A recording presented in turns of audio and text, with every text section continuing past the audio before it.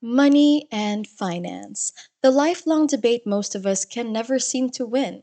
Trying to follow every finance guru or creating budgets and sticking to financial plans in order to save and save, but only to have all that hard work down the drain once a birthday, a holiday, or some other occasion comes up. Earning money, then watching it fly away and not knowing where to invest it can be super frustrating. So, let me help you out with that as I show you the top 10 money mistakes you should avoid. Hi, and welcome to Business Reactor, where we will be showing you the latest tips and tricks in the financial space as well as business and entrepreneurship. If you want success in your life and business, then you came to the right place because in this channel, we help you in getting ready for success. For more latest success tips from our videos, subscribe to our channel and click on that notification bell button. Let's get right into it. Honestly, we can all agree that spending money is way easier than saving it. It's pretty common to see people cashing out their trust funds or gain their inheritance only to have it slip through their fingers in a small matter of time. Like Mike Tyson, for example, he earned over $300 million throughout his career in 2003, yet he declared bankruptcy and was reported to be in more than $20 million worth of debt. As difficult as it is to admit, money mistakes can happen and these can drastically affect your finances. So let's get into the top 10 countdown of mistakes you most definitely should avoid when it comes to money. Number 10. Spending more cash than what you earn. This phase is super normal, especially when you get your first job and get a taste of that financial independence. But a phase is what it should only be.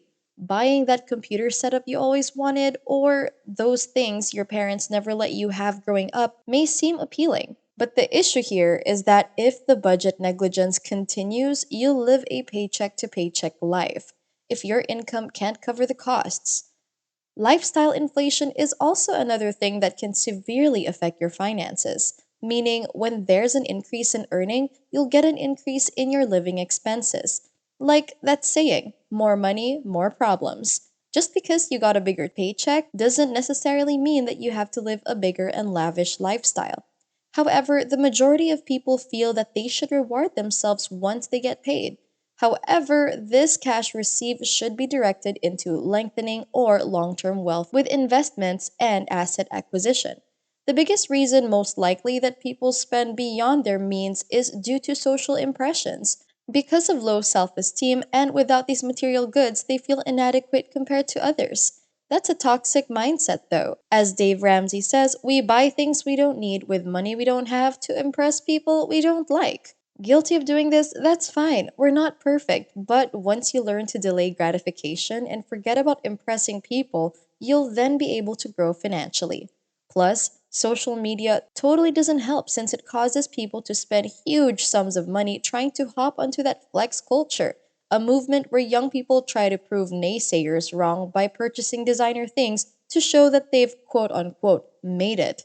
Let's be real. It's not worth buying a gadget worth $2,000 when your monthly salary is just $3,000. You just started earning. No need to be broke at once. Number 9. Drugs, alcohol, and cigarettes. Need I say more? Testing the party life may have been fun back in your college days and was a lot of fun, truth be told, but carrying it out into your early adult life when starting out your journey to financial freedom is not the wisest. Not only is it non beneficial to your health, but it's purgatory for your wallet. Try calculating real quick on just how much you spend a week on cigarettes or that daily bottle of wine. For example, a pack of cigarettes costs $9 and many chain smokers go over a pack a day.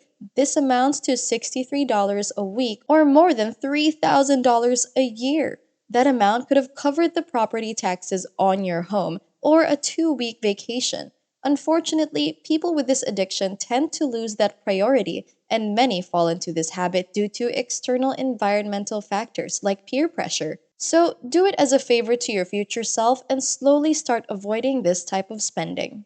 Number 8. Falling for the get rich quick schemes. Falling for this overnight millionaire schemes online is a guaranteed way of losing your money. As the saying goes, quick money brings quick problems, and doing a money scheme will most likely get you into trouble. Some examples are like pyramid schemes, Ponzi schemes, or make money overnight methods, all created to benefit the person who created the scheme. And how do they benefit? By taking your hard earned money. If you're looking into new business ventures and see opportunities that promise high returns with small risks, take it with a pinch of salt. And if you think about it, it takes 20 years in a career to make $200,000, and a new venture claims you can make that same amount in 1 year. Why isn't everyone doing it? Always listen to your instinct and get a second opinion before agreeing to anything you put your hard earned money into. Number seven, bad investments. Investing can be really risky, with many people putting their money into things based on tips from family or friends, maybe even a gut feeling that prices of popular stocks will keep going up.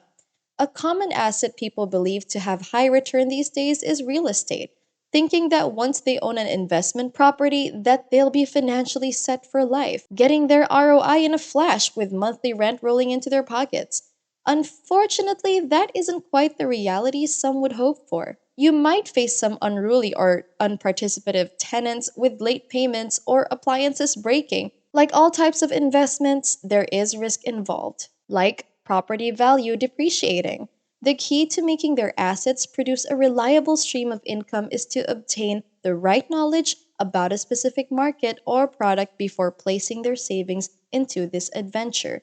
In short, ensure proper research on whichever you want to get into, not just because your best friend's sister is making bank from it or a sales agent told you about the great return. Number six, only one income source. It's pretty straightforward that once we get a job, we have a stable salary, and most of us rely on the salary. Sad to say, jobs aren't as secure as they once were. In 2018 alone, US businesses laid off more than 21 million people, meaning if your full time job was the only way you made money, then it all came to a stop, you'll be stuck and probably end up in debt. In light of this, always try to dive in other sources of income. It's like they say, don't plant all the seeds you have into one place. Continue to develop and learning new skills when you have the time, and then you can monetize it at one point. Then find new ways to let your income work for you. This is not only wise, but a safe way to help you feel less anxious about the future. Number five, lack of an emergency fund. Let's be real here. Life is super unexpected, and sometimes you need the cash in order to rectify the situation you're in. Like if you got in an accident, or needed medical care, or your car would suddenly stop working and you could lose your job. Almost everything in life costs money, which is why not having an emergency fund set aside is a terrible money mistake. A 2019 Federal Reserve study found that almost 40% of American adults won't be able to cover a $400 emergency with cash savings or a credit card charge that they'll pay off quickly. Around 27% of participants surveyed would need a loan to come up with the $400, and an additional 12% wouldn't be able to cover it at all. Fortunately for you, you don't have to be one of these people. Saving these funds can be easy. All you have to do is set up your 10% automatic deduction from your monthly salary or weekly wages with your employer that will send a portion of your paycheck into an emergency savings account. But how would you know when you've saved up enough?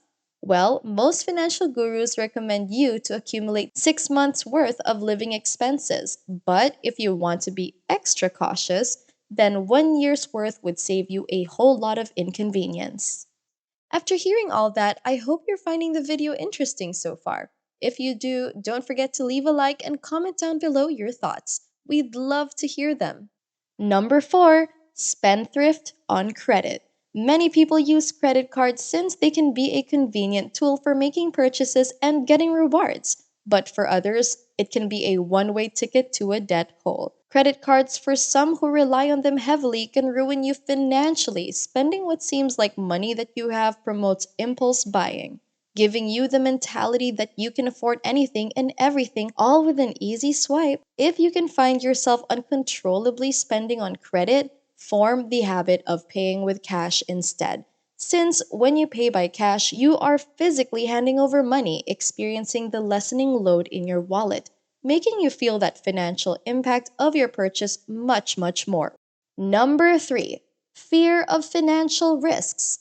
In order to make money, you need to take a few risks. However, the risks these need to be are calculated, such as putting your money on an index fund. This is higher risk and bigger return than leaving your money in a savings account, yet will never grow, especially with a typical 0.09% interest with savings. Instead, invest in an index fund. It mirrors the movements of the whole stock market and has historically provided returns of 7% annually, which is a calculated risk that seems worthwhile.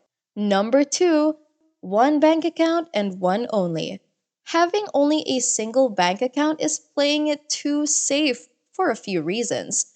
Firstly, having one bank account will make money management super difficult since working with just one bank account, you have to keep all of your emergency funds, college savings in one place. And then if you splurge at one point, you may risk not having enough emergency cash or tuition money. This is why you should have at least three bank accounts: one for emergency funds, one for monthly expenses, and one for your leisure, where you allocate your entertainment or vacation costs. If you want to advance one step further, though, set up an untouchable account that can be used for savings and gets deposited into from your paycheck every month. Again, you can do this through automated deductions from your monthly salary. Number one, saving rather than investing. Keeping money in the bank may lessen value over time due to inflation, but given a wise investment, your money can grow double, triple, or even quadruple its original amount. But this goes with a little risk. People who are scared to take risks are people who have that depleted or fixed mindset, wherein they fear losing everything, so they save all their money and leave it alone. But to be honest, the only income you should be leaving in savings is money for your living expenses and your emergency fund, meaning you should save not only for the sake of it, but for investing it as well. For instance, when you leave money in your bank, you might get tempted to spend it all on material things. But what would be better is if you can get that money to work for you by investing it. May it be stocks, real estate, startups, or even NFTs. These avenues offer options to make new sources of income, which is beneficial to you long term than living in fear of losing it all, while keeping it all in the bank to lose its value. And that's it for today. If you're new to this channel, don't forget to subscribe and turn on your notifications for up-to-date videos on new trends and tips in the financial space, as well as business and entrepreneurship. Also, do leave a comment below if you have any thoughts and give a press on that like button. Thanks for watching, and I'll catch you in the next video.